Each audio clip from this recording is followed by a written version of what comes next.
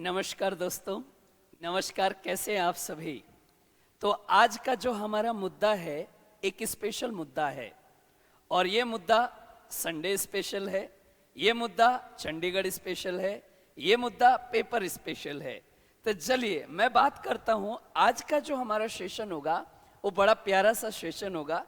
एक थियरी पर बात करूँगा, एक विचारधारा के ऊपर बात करेंगे और एक उस व्यक्तित्व के बारे में बात करेंगे जिस व्यक्तित्व को लेकर चंडीगढ़ के लिए बड़ा ही अलग अलग ख्याल उत्पन्न होते हैं।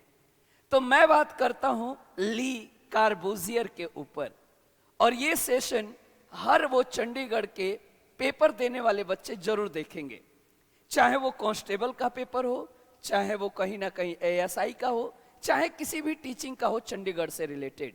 तो आज की जो हमारी चर्चा है वो इस महान व्यक्ति के ऊपर है जिनका नाम है ली कार्बूजियर साहब। चलिए, शायद आपने छवि देख ली होगी, आपने पिक्चर देख ली होगी। ये महान व्यक्तित्व तो ली कार्बूजियर की हैं और मैं बात करता हूं आज चंडीगढ़ के वास्तुकार ली कार्बूजियर। चलिए, अगर मैं बात करूं सबसे पहले तो ली कार्बूजियर से पहले हमें दो व्यक्तियों के ऊपर बात करनी है, फिर हम शुरुआत करेंगे ली कार्बूजियर पे। इनका नाम है अल्बर्ट मेयर। इनका जो नाम है वो है अल्बर्ट मेयर। अल्बर्ट और अल्बर्ट जो मेयर हैं ये बेसिकली यूएस के रहने वाले हैं, यानी इनका संबंध यूएसए से है। और इन भाई साहब के जो मित्र हैं उनका नाम है मैथ्यू नोविस्की। मैथ्यू नोविस्की ये भी यूएस के ही रहने वाले हैं। नोविस्की ये इनके परम मित्र हैं, ये दोनों बड़े परम मित्र हैं। और एक व्यक्ति हैं जिनका नाम है पंडित जवाहरलाल नेहरू। और जवाहरलाल नेहरू आजाद भारत के पहले प्रधानमंत्री हैं, आजाद भारत के फर्स्ट पीएम हैं, जो जिनका संबंध इंडिया से है। और यह आदमी चाहते हैं एक चंडीगढ़ जैसा प्लैन्ड सिटी के लिए, और इन्होंने चंडीगढ़ की डिजाइन के लिए इस आदमी को नियुक्त कर लिया। और चंडीगढ़ की डिजाइन के लिए 1949 में अल्बर्ट मेयर को चुना गया चंडीगढ़ के निर्माण के लिए और इन्होंने निर्माण की प्रक्रिया शुरू कर दी। आप कहेंगे जी ली कार्बूजियर में अल्बर्ट मेयर का क्या योगदान है। कहीं ना कहीं इतिहास जो जुड़ेगा ली कार्बूजियर की जो एंट्री होगी उस एंट्री में अल्बर्ट मेयर का अगर नाम ना आए तो मतलब इतिहास चंडीगढ़ का अधूरा है। तो अल्बर्ट मेयर को चुना गया। अल्बर्ट मेयर ने डिजाइन भी शुरू कर दी और शुरुआती दौर इन्होंने बड़ा बेहतरीन काम किया। लेकिन 1950 में क्या हुआ, इनके दोस्त जो हैं मैथ्यू, इनका डेथ हो जाता है एक प्लेन क्रैश में, एक जहाज दुर्घटना में इनकी मृत्यु हो जाती है। और उससे जो अल्बर्ट मेयर हैं वो काफी दुखी हो जाते हैं इनकी मृत्यु से, और इनकी मृत्यु जो है वो 1950 में हो जाती है। और इससे दुखी होकर अल्बर्ट मेयर ने चंडीगढ़ का डिजाइन बनाने से मना कर देते हैं और यह 1950 में लौटकर अपने देश चले जाते हैं। और इस तरीके से एक महान व्यक्ति की एंट्री होती है और वो है तुम्हारे जिनका नाम है ली कार्बूजियर। तो ली कार्बूजियर की जो एंट्री है वो इस तरह निकल के आती है। चलिए, अब ली कार्बूजियर का जो सबसे प्यारा क्वेश्चन आएगा, चार्ल्स एडियोर जियात्रे। जो इनका पूरा नाम है वो है चार्ल्स एडियोर जियात्रे, ये इनका पूरा नाम है। लेकिन इन्होंने कभी ऐसा नहीं कहा कि मेरे नाम को पुकारो, ये अपने नाम को खुद बदल दिए और इन्होंने एक नया नाम रख दिया ली कार्बूजियर नाम रख दिया। और वह नाम इतिहास में एक मतलब बड़ा सा पत्थर साबित हुआ। लेकिन याद रखना 6 अक्टूबर 1887 को इस महान व्यक्तित्व का जन्म हुआ था और जन्म स्थली जो है वो स्विट्जरलैंड है। स्विट्जरलैंड, स्विट्जरलैंड जो है वो इनकी जन्म स्थली है। लेकिन याद रखिएगा मेरे दोस्त, आगे चल के यह फ्रांस की नागरिकता ले लिया, फ्रेंच नागरिकता ले लिया इन्होंने, फ्रेंच की नागरिकता ले ली इन्होंने और अपना जिंदगी फ्रेंच में ही गुजारा। और मौत भी कहा जाता है कि 27 अगस्त 1965 को इनकी मौत सुनिश्चित हुई। ठीक है, तो याद रखना मेरे दोस्त, इनके मौत से जुड़ी हुई कुछ अहम जानकारी आपको निकल के आती है कि आखिर में ली कार्बूजियर साहब की जो मौत है वो एक, मतलब कह सकते हैं कि पता नहीं क्या है, लेकिन एक अद्भुत मिसाल जरूर है। क्या अद्भुत मिसाल है कि आदमी डूबता रहा और उसको जब निकाला गया तो डॉक्टरों ने उसे मृत्यु घोषित कर दिया। इतने बड़े आदमी को किसी ने बचाने की कोशिश नहीं की और यह आदमी 27 अगस्त 1965 को फ्रांस के मेडिटेरियन सी में डूब गया। भाई साहब, डूबकर मौत हो गई, डूबकर इस महान व्यक्ति की मौत हो गई। भाई साहब, मतलब ये तो दुर्लभ है, इतने बड़े व्यक्तित्व की मौत डूबकर हो गई। अरे भाई साहब, ये करने क्या गए थे? और ये चले भी गए तो इनके साथ कोई दोस्त नहीं गए क्या? भाई साहब, बचा लेते थोड़ा सा, थोड़ा एक दो और डिजाइन तैयार हो जाता। लेकिन अब भाई साहब जो हो गया सो हो गया, इनकी मौत हो गई, ये डूबकर मौत हो गई फ्रेंच में ही वहीं पर। लेकिन इनकी शुरुआती जो नागरिकता है वो स्विट्जरलैंड की है। ये है ली कार्बूजियर साहब। धीरे धीरे अगर मैं ली कार्बूजियर की तरफ थोड़ी सी आगे बढ़ता हूं तो आपको दिख रहा है कि 30 साल की जब अवस्था में ये कहीं ना कहीं फ्रांसीसी नागरिकता एडॉप्ट कर ली। जब यह शुरुआती दौर में थे, जब इन्होंने अभी अपनी जिंदगी की कुछ शुरुआत की थी और पढ़ाई में इनकी रुचि बढ़ने लगी, जब ये पढ़ने की शुरुआत की तो इनकी जिंदगी में एक बहुत बढ़िया मेथड आया था उस समय, जो जर्मनी से प्रेरित था वो मेथड।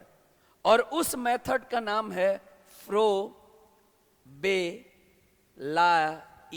या फ्रोबेलियन। ये मेथड बहुत फेमस है, फ्रोबेलियन मेथड। अभी बताऊंगा क्या है।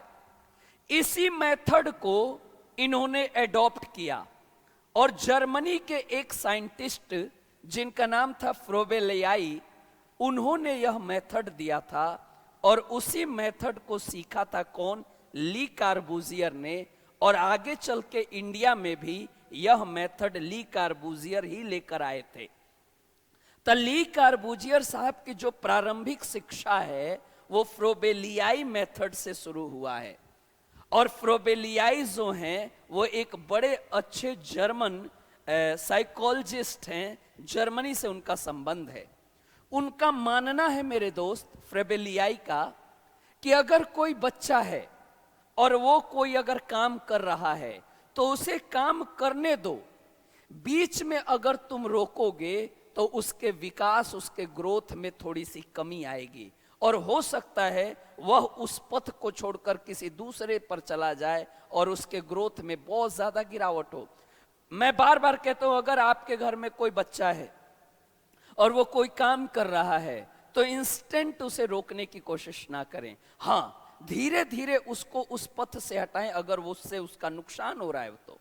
लेकिन अगर कोई नुकसान नहीं है तो वो जो कर रहा है करने दो। यही मेथड था फ्रोबेलियाई का। यानी अगर कोई बच्चा कुछ चीज सीख रहा है तो उसे सीखने दो। और यह ली कार्बूजियर के दिमाग में आ गया कि मैं अगर घर बनाने के बारे में सोच रहा हूं तो मुझे सोचने दिया जाए। और परिवार के द्वारा भी ऐसा ही किया गया। शुरुआती दौर से ही फ्रोबेलियाई मेथड अपनाया, जो हो रहा है उसे होने दो। और ऐसा ही हुआ कि आर्किटेक्ट में इस बड़े महान व्यक्ति का नाम उभर के आया। याद रखना, जो ये फ्रोबेलियाई हैं ये जर्मनी से जुड़े हुए हैं और इन्हीं की कॉन्सेप्ट से प्रेरित होकर यह कॉन्सेप्ट अपनाया था ली कार्बूजियर ने। ये वही व्यक्ति हैं जिन्होंने किंडरगार्टन कॉन्सेप्ट दिया था, बच्चों को खिलौना के माध्यम से चीजें सिखानी शुरू की जाए, किंडरगार्टन, बालवाड़ी मेथड। और यही मेथड से ली कार्बूजियर ने अपनी पढ़ाई की थी। चलिए, तो शायद आपको फ्रोबेलियाई मेथड भारत में लाने वाला ली कार्बूजियर थे। चलिए, ये भी बड़े बेहतरीन है। और ली कार्बूजियर ने ही चंडीगढ़ की डिजाइन की थी। चलिए, वो आगे करते रहेंगे। ली कार्बूजियर कला से प्रेरित होने के कारण यह बुडापेस्ट शहर पहुंचे, बुडापेस्ट, हंगरी, और वहां से कुछ दिनों के लिए ये पेरिस भी पहुंचे और शिक्षा हासिल की। और कहीं ना कहीं इनके अंदर वो कॉन्सेप्ट आ गया था कि आर्किटेक्ट क्या होता है, डिजाइन क्या होता है, और यह डिजाइन की दुनिया में अपना कदम रख दिया। और अब यह सिर्फ आर्किटेक्ट के बारे में पढ़ेंगे। जब यह पढ़ाई पढ़ लिया, तभी उनकी मुलाकात एक बहुत बड़े आर्किटेक्ट से हुई जिनका नाम था रेने सापला नाम था उस व्यक्ति का।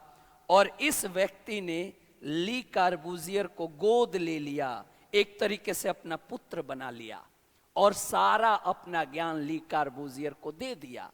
इसीलिए ली कार्बूजियर अपना टीचर जो है वो रेने सापला को मानते हैं। तो Rene Sapla was a teacher of Le Corbusier. ये क्वेश्चन उठेगा मेरे दोस्त, ये कॉन्सेप्ट उठेगा, और तुम चूकना नहीं इस कॉन्सेप्ट से। और इन्होंने शिक्षा ग्रहण की, और यह आगे निकल पड़े और भी कुछ बेहतर करने के लिए। प्रारंभिक वर्षों में ली कार्बूजियर ने अपने शहर से थोड़े से नाराज हो गए, और 1907 में पेरिस पहुंच गए।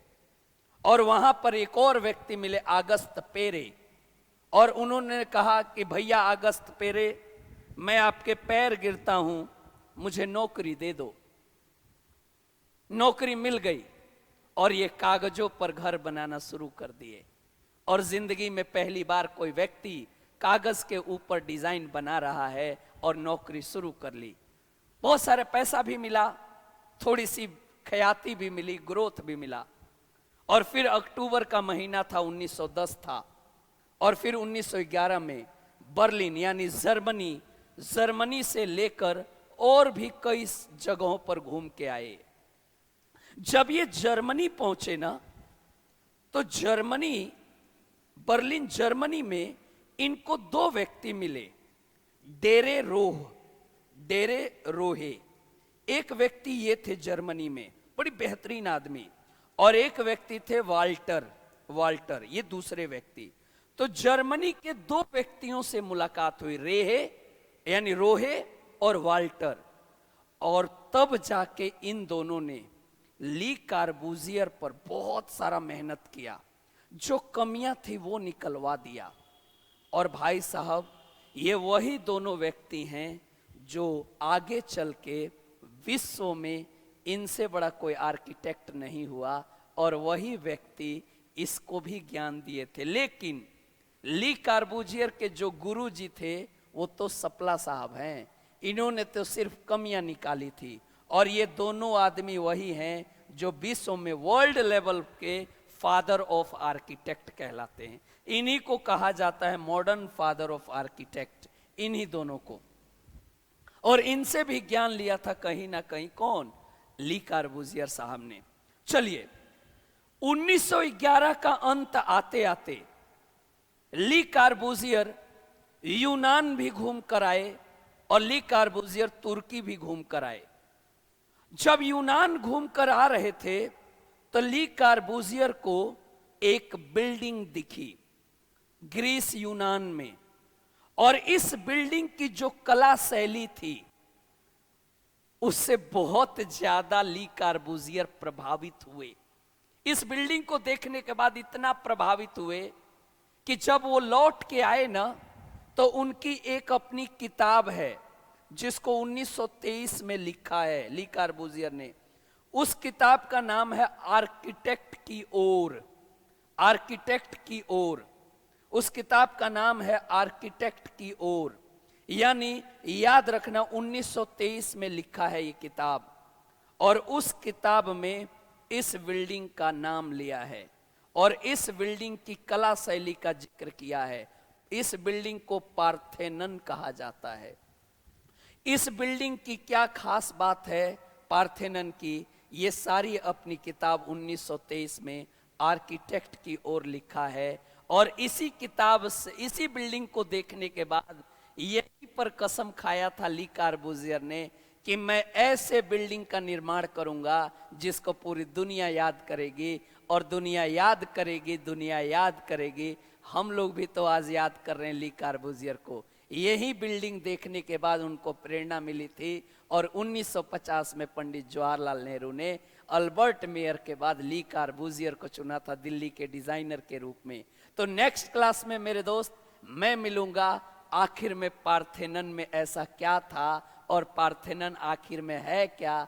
नेक्स्ट क्लास में मिलूंगा। नमस्कार दोस्तों, फिर मिलेंगे अगली क्लास में पार्ट 2। आखिर में पार्थेनन ऐसा क्या था कि ली कार्बूजियर को चंडीगढ़ तक पहुंचा दिया। नमस्कार।